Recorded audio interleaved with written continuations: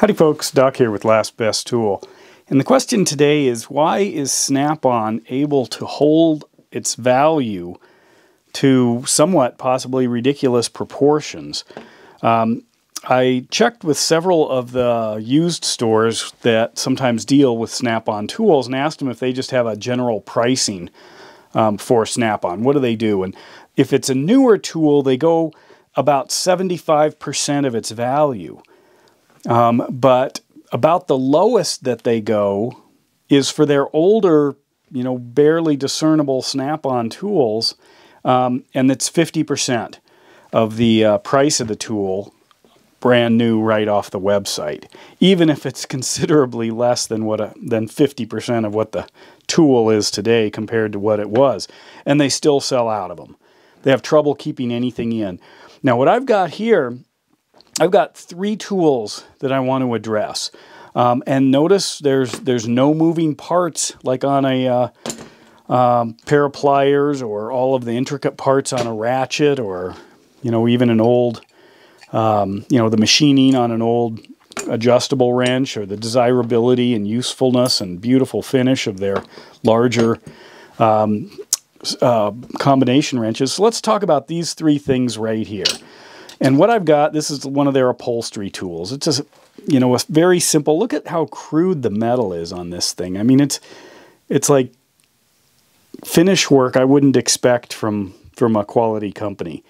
You can see just ground down flat, the way they ground that's uneven, off center a little bit. It's an old Snap-on. These sell for like $40, $39 for something like that, which the used price then becomes $20 to get a Snap-on version of this, an old one. This is like a cotter pin puller. Same thing. This is like $39. Look at that finish work. I mean, this is like a mile away from what today's Snap-on is like. Yet it still commands at least half its value, half its current selling price. So maybe if this sold for like $20 back in the day, or less, I don't know. Not sure how old it is, but compare that to, say twice as much today, or maybe even more than twice as much. So it actually may sell today for more than it sold when it was new. Something like this brake spring tool. This thing right now, pretty much the same tool with new handle and probably better metal and everything else, sells for a little over $40, $43 or something like that. And this guy, again, like $22. That's what these kinds of things were selling for. Half of what a brand new one is, even though these are way old, have, way worse creation, forging or pressing or whatever they did to make these, and grinding. And the reason I point these out is because they're probably machined one off, maybe. The way that the machining tool, or the tool marks, the machining on this thing looks like there was some hand work on that. But when I start to look at these, I know exactly how they made this thing, and then punched it into a plastic handle and call it good.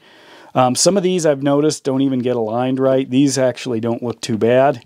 But I do think that there is a big question on the table of why just having that Snap-on name makes it so incredibly valuable.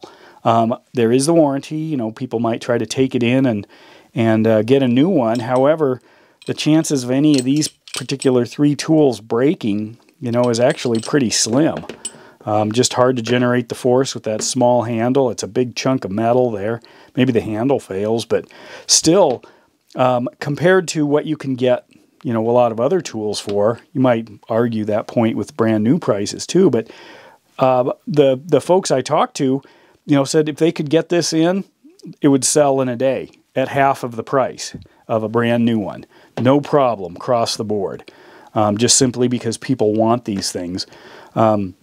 Anyway, I just find it interesting. I mean, I'm also one of those people that really appreciates it. And if I was looking for a specific tool, that might pop up on my radar and say, it's worth getting it for half the price, even though it's as old as I am. But what I'd like to do is, find out what is that essence that causes people to pay that much even for some tool that could be 30 or 50 years old. And they still hold the value simply because of the name. Now, I mean, and I do get it more with these kinds of tools here. It's this stuff. It's a simple pick, or a pressed, bent, and flattened, and ground chunk of metal. It's not even the best shape right now. They've modified it. I could get this. They're 2 parts, so that was tougher to make. But there's not a lot going on here. And still, it's the same price value that they might have for something like this. Or something like this. They just look it up and they'd say, actually, this one here, they may say that something like this sells new for, say, $50. So, 25 all day long.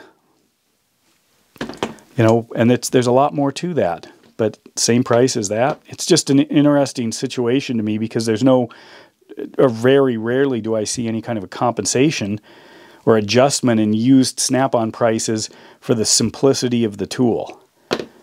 And with that, Doc out.